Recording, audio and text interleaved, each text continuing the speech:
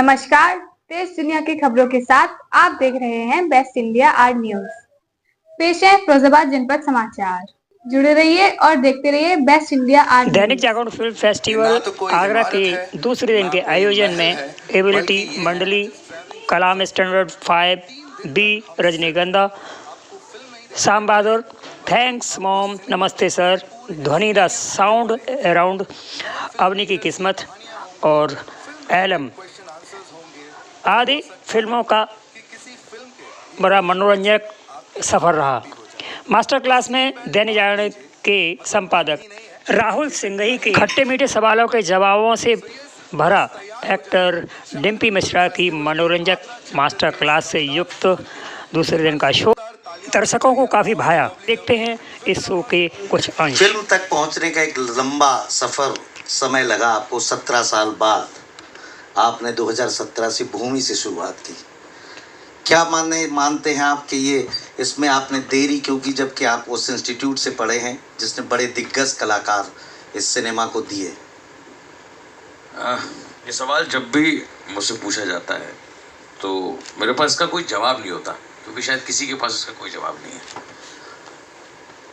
एक बहुत बेसिक सा टर्म है इस दुनिया में। आप जब भी कोई प्रोफेशन चुनते हैं, चाहे आप चाहें कि मैं बड़े होके एक अच्छा डॉक्टर बनूंगा, MBBS करूंगा, मैं एक अच्छा वकील बनूंगा, मैं एक अच्छा इंजीनियर बनूंगा, ये दुनिया का कोई और प्रोफेशन, जब भी आप चुनते हैं तो एक सोच के साथ चुनते हैं। आपको लगता है कि मैं इस लेवल तक पढ़ूंगा, तालीम हासिल करूंगा, उसके बाद मुझे इस काम को करने के पैसे मिलेंगे। मैं एक बड़ा डॉक्टर बनूंगा जो बहुत दौलत कमाएगा, मैं एक बड़ा वकील बनूंगा जो बहुत दौलत कमाएगा, मैं IAS बनूंगा, PCS बनूंगा, है ना। सबको पता है इंटेंशन क्या होता है। विडंबना ये है कि जब आप एक आर्टिस्ट बनने की सोचते हैं और जिस दिन आपने ये सोचा कि मैं एक बड़ा कलाकार बन के पैसे कमाऊंगा, आप कभी आर्टिस्ट नहीं बनेंगे। ये सच्चाई है। आर्ट की लर्निंग, उसकी प्रिपरेशन इस मकसद से हो ही नहीं सकती कि एक दिन मैं एक बड़ी हस्ती बनूंगा और उस दिन फिर दौलत कमाऊंगा। आपने जैसे ये सोचा, आपकी जो लर्निंग कैपेसिटी है, आपका जो ओरिएंटेशन है, वो ऑटोमेटिकली बदल जाएगा।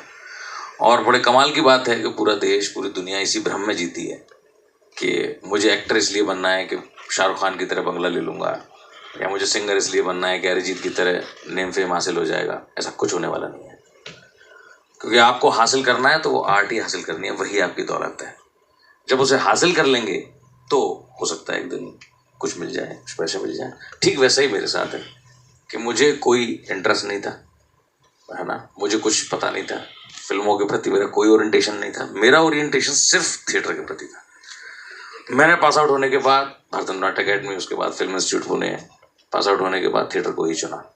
उसके बाद थिएटर में भी टीचिंग को प्रेफरेंस दिया और लगभग 12 साल तक मैं चुपचाप अपना काम करता रहा, यहीं आगरा शहर में बैठा।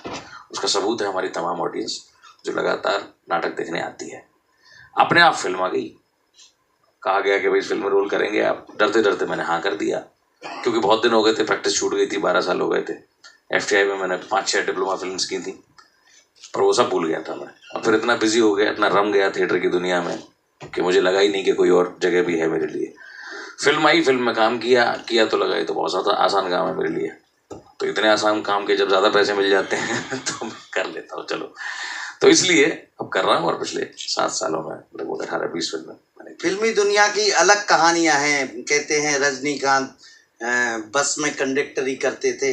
पहले ये कहा जाता था कि कलाकार पैदाइश होता है, कलाकार पैदा होता है। क्या आपका मानना है कि क्या कलाकार पैदा होता है या कलाकार को गढ़ा जाता है? उसे कितनी ज़रूरत होती है मेहनत की? उसे क्या पढ़ना ज़रूरी है? क्या उसे नाटक करना ज़रूरी है या उसे इंस्टीट्यूट में जाना ज़रूरी है? देखिए, अभी आज जो परसेप्शन है बच्चों के प्रति वो ये है कि डायरेक्ट कोई एक ऐसा फॉर्मूला होता है। अभी तो इंस्टाग्राम और फेसबुक एक ऐसे आपके पास टूल्स हैं, आप सोचते हैं कि मेरे फॉलोअर्स ज़्यादा हो जाएंगे तो मुझे फिल्म में काम मिलेगा। शायद मिल जाए लाखों फॉलोअर के बाद, लेकिन एक फिल्म में, उसके बाद कभी नहीं मिलेगा, क्योंकि उनको उससे पता लग जाएगा कि आप एक्टर नहीं है। ठीक है, वो एक बार आपका इस्तेमाल करेंगे, फिर फेंक देंगे आपको निकाल के। फिर आप सोचेंगे कि नहीं वो तो बॉर्न टैलेंट होता है। ऐसा कुछ नहीं होता, बॉर्न टैलेंट जैसी कोई चीज़ नहीं होती, है ना। आपको टैलेंट है, आपको आर्ट जल्दी समझ में आती है, इतना हो सकता है। आपको फील्स जल्दी समझ में आ जाते हैं, इतना हो सकता है। बट एक्टिंग सिर्फ एक आर्ट नहीं है, इट्स अ क्राफ्ट। और आर्ट और क्राफ्ट के बीच का डिफरेंस अगर आप लोग जानते हैं तो एक बार पढ़ सकते हैं या अपने टीचर से पूछ सकते हैं कि what is that particular area और पीक व्हेन आर्ट बिकम्स क्राफ्ट, वो कब बनती है क्राफ्ट। तो पिछले सालों में एक नई बहस छिड़ी, वो थी नेपोटिज्म की, कि अच्छे अच्छे कलाकार हैं उन्हें काम नहीं मिलता है नेपोटिज्म के कारण। जो स्टार किड्स हैं, जो स्टार के रिश्तेदार हैं वो आ जाते हैं। जब आज की फिल्म आई तो पता चला कि वो जो मुख्य किरदार ने निभाया तो वो डायरेक्टर्स की महिला मित्र के बेटे थे। ऐसा लगता है क्या कि नेपोटिज्म है या कलाकारों को प्रतिभा को रोकती है नेपोटिज्म? देखिए, कोई गवर्नमेंट सेक्टर तो है नहीं फिल्म, है ना। सरकार तो फिल्म नहीं बनाती कि आप कह सकें कि इस एग्जाम में ये पेपर लीक हो गया था, हम नहीं कह सकते। इट्स अ प्राइवेट इंडस्ट्री, है ना। एक बाजार है जिस बाजार में लोग अपनी दौलत लगाते हैं और उससे ज्यादा दौलत कमाना चाहते हैं। कुछ ऐसे जुनूनी लोग थे जिनकी बदौलत दुनिया का सिनेमा बना, वो हिंदुस्तान में भी और बाहरी देशों में भी, जिन्होंने सिनेमा को एक जुनून के तरीके से लिया, एक आर्ट के तरीके से लिया। अभी जब आप देख रहे हैं, आप जागरण फिल्म फेस्टिवल में आप कौन सी फिल्में यहाँ पर स्क्रीन कर रहे हैं? वही ना जो दौलत कमाने के लिए नहीं बनाई गई जी, जो authentic for the sake of art कमाई गई हैं। Because this festival is for the sake of art, not for the wealth. दौलत कमाने के लिए फेस्टिवल नहीं किया जा रहा।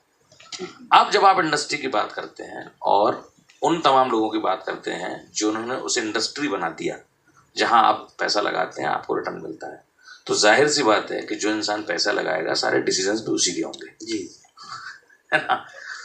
आप जाहिर सी बात है कि किसी ने अगर एक बड़ी फैक्ट्री बनाई, अपनी एक सल्तनत खड़ी की, तो अपनी विरासत अपनी औलाद को ही देगा, भले उसकी औलाद में वो कैलिबर हो या ना हो, पड़ोसी को क्यों देगा? बिल्कुल सही। अब आप में अगर उतनी कुव्वत है, उतनी ताकत है, तो अपने आप को प्रूफ कीजिए ना। नहीं तो अब तो जैसे OTT का मंच आ गया है, रील्स आ गई हैं, सोशल मीडिया पर, क्या लगता है कि इनसे अब वहां तक पहुंचा जा सकता है? क्यों नहीं, क्यों नहीं। आप सोचिए, मैं आपके सामने जीता जागता एग्जाम्पल हूँ। मैं तो यही था 5 साल पहले तक। 17 में जब पहली बार मुझे भूमि के लिए, I am in Delhi, I am leading an institute, Indian institute of creative skills. मैं आज भी एजुकेशन फील्ड में काम कर रहा हूँ और वहीं बैठे बैठे सारी फिल्में कर रहा हूँ। अभी पिछले 15 दिन में मैंने 4 शूट किए। तो आपके पास अगर वो टैलेंट है, आप अगर उतने पढ़े लिखे समझदार इंसान हैं, तो आपको डेफिनेटली काम मिलेगा, ये मेरा मानना है। बड़े बड़े एग्जाम्पल्स हैं, सुशांत सिंह, विक्रांत मैसी, है ना। अभी इतने सारे एक्टर्स आ रहे हैं। आप देखिए Nawazuddin Siddiqui, they don't have any फिल्मी बैकग्राउंड, कैसे पहुंचे फिर वहां तक? लेकिन इन सबकी संघर्ष की कहानियां हैं। चौकीदारी करते हैं, सड़क पे सोते हैं, 5000 का एक कमरे में। क्या इसकी सच्चाई क्या होती है? ये केवल एक प्रोपेगेंडा होता है क्या? क्या क्या लगता है? देखिए, मैं इसके बारे में कुछ नहीं कहूँगा, लेकिन मैं तो फुटपाथ पे नहीं सोया। मेरे पास 200 रुपये भी नहीं थे, बट मैं फिर भी फुटपाथ पे नहीं सोया। मुझे लगा फुटपाथ पे सोने से अच्छा है कि कोई बड़ा प्रोफेशनल काम जब मिलेगा, तब तक मैं छोटे काम कर लेता हूँ, मैं बच्चों को पढ़ा लेता हूँ। वो तो किसी ने आपसे छीन नहीं लिया। एक चौक क्या हो रही है? अगर सही बात है तो तालियां बजा सकते हैं इस बात पे। मैं तो ये मानता हूँ, क्यों कहते हैं वो कि मैंने चौकीदार का काम किया? ना कर मत करते यार, अनपढ़ थे क्या? अनपढ़ तो नहीं थे, पढ़े लिखे थे, कुछ और डिग्निफाइड काम कर लेते। पर आपको लगता है कि चौकीदार में भी डिग्निटी है, तो आपकी मर्जी। इसी से जुड़ा एक सवाल और, डिम्पी मिश्रा को बहुत सारे लोग जानते हैं, आज पहले पर्दे पे आ गए हैं, OTT पे आ गए। जब डिम्पी मिश्रा BNA से डिग्री करने के बाद वापस लौटे, वहाँ के संघर्ष की शुरुआत की कुछ बात हो तो लोगों को? क्योंकि मैं एक बात हमेशा कहता हूँ, मेरे बहुत सारे इंटरव्यूज हैं और बहुत जगह मैंने ये बात कही है कि लोग संघर्ष और स्ट्रगल, इन 2 शब्दों का इस्तेमाल करते हैं। की एग्जैक्टली डेफिनेशन क्या है, पहले वो हमें ढूंढनी पड़ेगी, है ना। What do you mean by struggle? मेरी नज़र में स्ट्रगल क्या है? स्ट्रगल ये है कि जो आप चाहते हैं वो नहीं कर पा रहे हैं, तो स्ट्रगल है ना।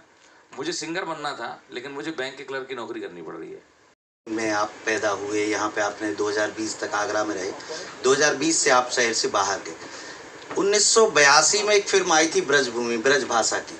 उसके बाद लगता था कि ब्रज भाषा का कोई फिल्मी दुनिया में भी स्कोप बनेगा। उसके बाद फिल्में आई, 1-2 फिल्में आई, चली नहीं लल्लू राम नहीं चली। फिर बिहार का एक डायरेक्टर आके ब्रज भाषा में फिल्म बनाता है, मट्टू की साइकिल, उसमें आपका किरदार होता है। उसके बाद मुंबई से आके एक यूनिट बनाती है ड्रीम गर्ल, उसमें ब्रज भाषा के डायलॉग्स होते हैं। बुंदेलखंड जैसा छोटा इलाका जहाँ हप्पू सिंह की उल्टन पलटन तो हिट हो जाती है, लेकिन इतने बड़े ब्रज में कोई कलाकार ऐसा नहीं हो रहा है जो ब्रज की भाषा को आगे ले जाए। हरियाणवी में सीरियल बन रहे हैं, राजस्थानी में सीरियल बन रहे हैं, क्या स्कोप दिखता है कि ब्रज का कभी इस कला के क्षेत्र में उत्थान होगा?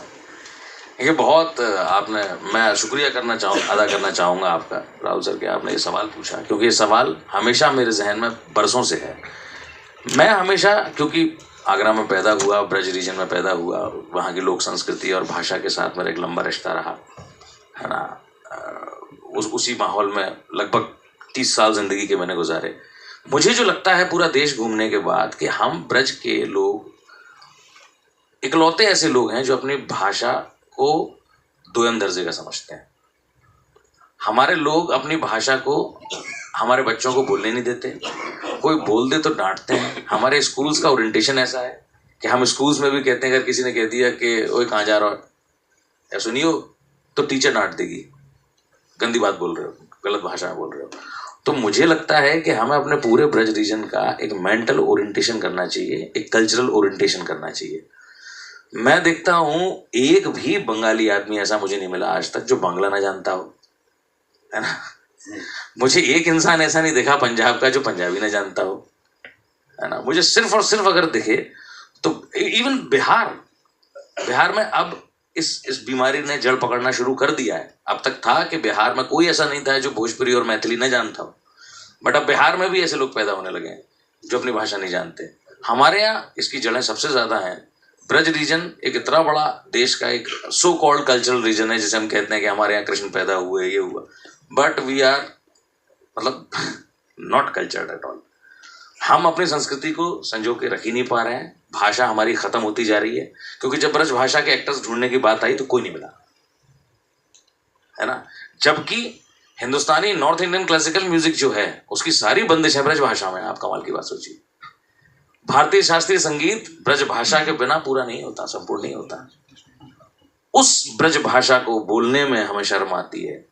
उसके बाद के लिए कोई आवाज उठनी चाहिए या आपकी तरफ से कुछ प्रयास? मैं तो कहूंगा कि आप स्कूल्स में, आप गवर्नमेंट लेवल पर, आप सोशल ऑर्गेनाइजेशंस के थ्रू, और मैं सबसे बड़ी बात कहूंगा अखबारों के थ्रू, इसका आपका बहुत बड़ा रोल इस बात में हो सकता है कि आप रोज ऐसे आलेख दें, हम ये बताएं, मेरी ये बात, इस बात को एक फ्रेम की तरह डिजाइन करके आप लोगों तक पहुंचाएं कि भाई अपने बच्चों को ब्रज भाषा सीखने दें। मेरी भाषा से आपको लग रहा है मैं ब्रज भाषा बोलता हूँगा? नहीं लगेगा। बट जब मैं ब्रज भाषा फिल्म में बोल रहा हूँ वो ठेठ ब्रज भाषा है। मैं ठेठ से ठेठ गांव के देहाती आदमी के साथ ब्रज भाषा में बात कर सकता हूँ, and I realise this in 8th standard, है ना। क्योंकि मैं इस फील्ड को बिलोंग करता था, मुझे लगा ब्रज के लोकगीत, ब्रज की भाषा मुझे सीखनी चाहिए। जब मैं जाऊँगा एज एन आर्टिस्ट तो लोग मुझसे मेरा रंग पूछेंगे, मैं कैसे उन्हें अपना रंग बताऊँगा। एक कलाकारों को नई चुनौती सोशल मीडिया बन के आया है। पिछले दिनों देखते हैं कि बिहार की सोशल मीडिया पे एक लड़की अपने एक्ट करती थी, संचिता बासु। अभी हालिया में उसकी एक नई वेब सीरीज आई है, ठुकरा के मेरा प्यार। एक साउथ की फिल्म में वो चली गई है। इतने नए नए कलाकार, क्या लगता है रंगमंच के लिए नई चुनौती है? कहाँ टिक पाएगा रंगमंच जो कलाकार लगातार मेहनत कर रहे हैं? सर देखिए, रंगमंच लोग देखते नहीं है, इसलिए लोगों को रंगमंच के बारे में कुछ पता नहीं है। दुनिया का सबसे बड़ा थिएटर फेस्टिवल दिल्ली में हो रहा है, जो कभी इतिहास में नहीं हुआ।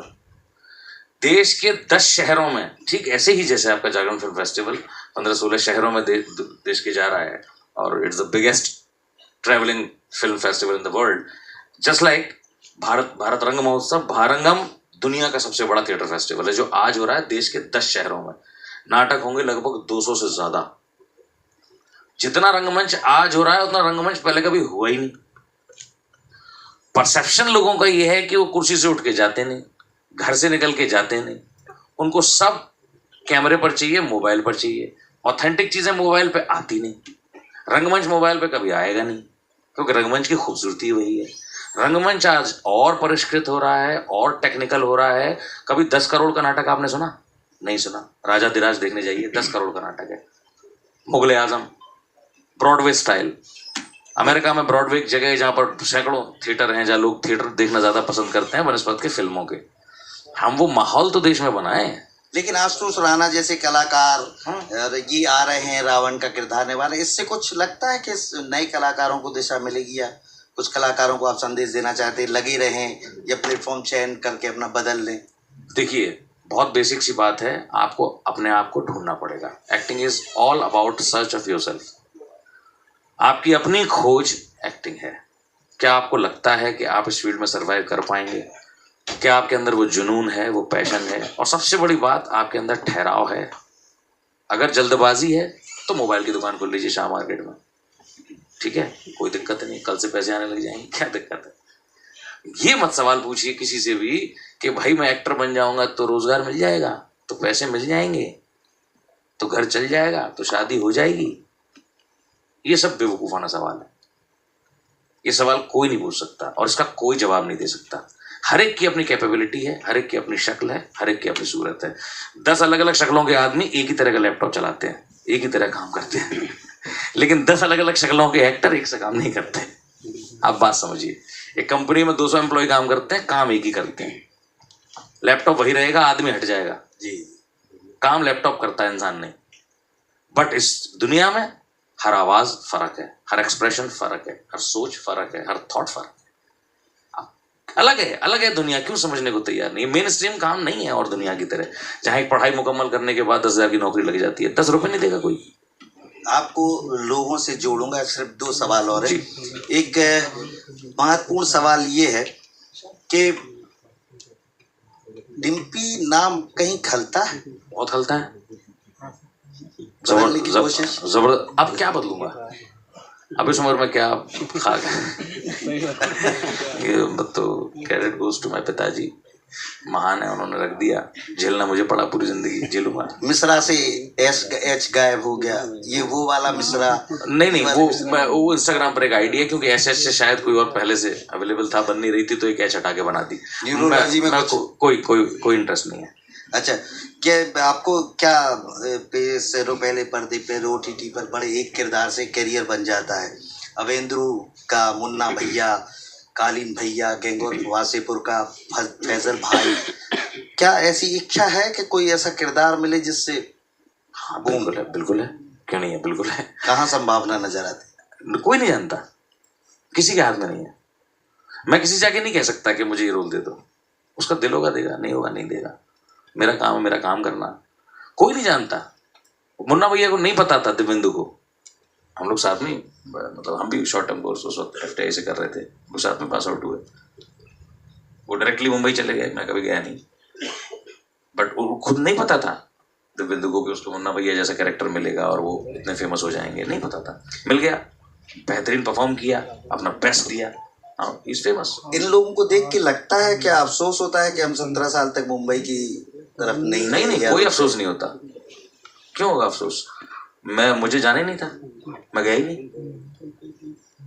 लोग थिएटर में जिंदा रहना चाहते हैं, जिंदा रह नहीं पाते। मैं थिएटर में रहा, जिंदा रहा, खुशी से रहा, सारी सहूलियतों के साथ रहा। फिल्म आई तो फिल्म में चला गया। जिस चीज के लिए मैंने एफर्ट ही नहीं किया उसके प्रति गम कैसा? पता चला है डिम्पी सर एक और तरीका अपनाते हैं कि जो बच्चों को एक्टिंग सिखाते हैं, तो अभी प्राइमरी मास्टर की तरह क्या लगता है? हाँ, कि वो कभी कभी मुर्गा बना देते हैं, कभी ये कर देते हैं। हाँ, कुछ कहाँ चलता है वो है, पता नहीं क्यों मुझे लगता है, क्योंकि मैं 5 साल NCC कैडेट रहा, 3 साल आर्मी विंग, 2 साल एयर विंग, और उसके बाद एक लंबी ट्रेनिंग 22-23 साल की।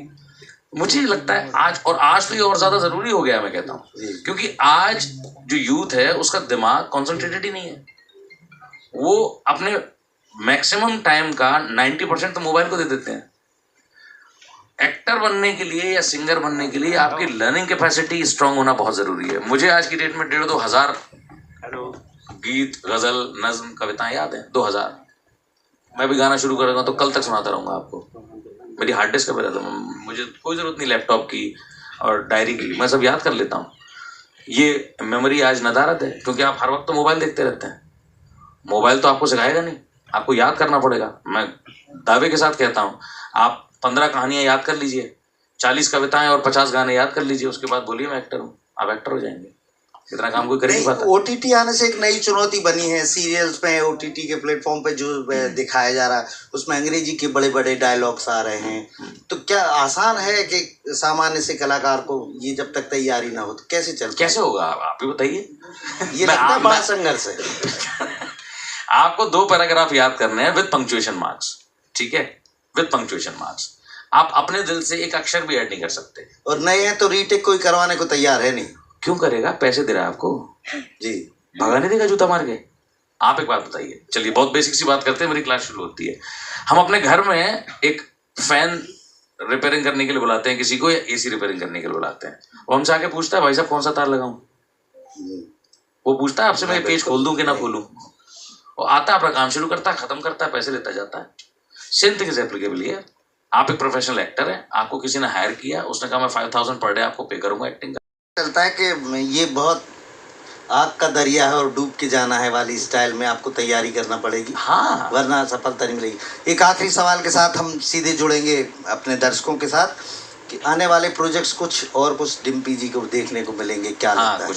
कुछ एड्स हैं, कुछ नई फिल्में हैं, जैसे स्पेशल ऑप्स में एक बड़ा खूबसूरत सा किरदार है जो हमने बुडापेस्ट में शूट किया हंगरी में, और गली नंबर 26 नाम की। और दोस्तों जाइएगा नहीं, जुड़े रहिए। संडे यानी 16 फरवरी के इंटरेस्टिंग शो के लिए आइए फिल्म फेस्टिवल में विभिन्न